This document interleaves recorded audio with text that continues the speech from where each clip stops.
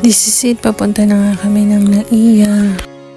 12 noon, umalis na kami sa bahay kahit 5 PM pa yung flight namin. Siyempre, kailangan mas maaga if ever na may traffic or magkaroon ng problem sa immigration.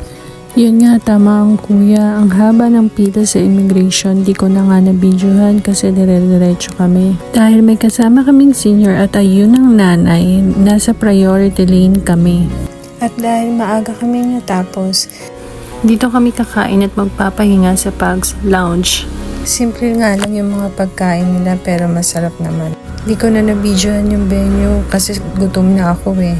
Yan na nga po, kumakain na kami, just the three of us. Nasa aeroplano na nga po kami at ang sarap ng pagkain ng Philippine Airlines. Fast forward, nandito na po kami sa airport ng Thailand at hawak kami pa kami ng nanay ko. Medyo unti na nga lang yung tao kasi 8:40 na kami nakarating dito sa Thailand. Almost 3 hours and 30 minutes din na naging biyahe namin. Fast forward, nandito na po kami sa hotel na tutuluyan namin. Maganda at affordable itong hotel na natuluyan namin. At ito nga ang picnic hotel. 17K for 6 days po kami dito. At ang breakfast, free breakfast pa. Sulit na sulit po kasi maraming pagpipilian. At busog na busog ka po sa mga pagkain nila.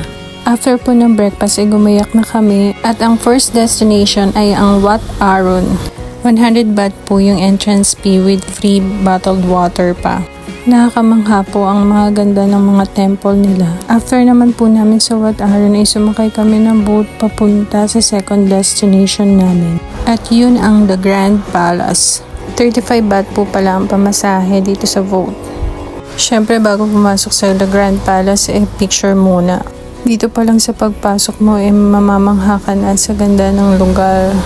Ang entrance fee po pala dito ay medyo may kamahalan. 500 baht each person po. Medyo malaki po kasi itong The Grand Palace kaya sulit naman po yung entrance fee. Sobrang dami rin pong tao. Medyo tirik din po yung araw at sobrang init. Nakakapaso nga po yung init eh. At kahit sobrang init, hindi naman po malagkit sa katawan yung pawis. Kaya enjoy pa rin sa pamamasyal para ka sa ibang bansa talaga, no? Ang ganda ng view po dito. After naman po namin dito, pupunta naman po kami sa aming third destination sa Wat Pho. Nag-lunch po pala kami dito sa maliit na restaurant at ang sarap ng food nila. Nandito na nga po kami sa Wat Pho. Walking distance lang po mula Grand Palace papunta dito sa Wat Pho. 200 baht naman po ang entrance fee dito. Nakakamangha yung laki ng Buddha at gold na gold talaga siya. Nung sinabi ng kuya na pupunta kami sa Thailand, na-excite po ako. Makakapunta na rin ako sa most visited country in Southeast Asia at ito yung nga ang Thailand. Yung unang nasa isip ko yung makakita ka ng elepante, Buddha, temple, gold na Buddha. At dito na po nagtatapos yung first day gala namin dito sa Thailand. Uwi na po kami. Thank you po sa panonood.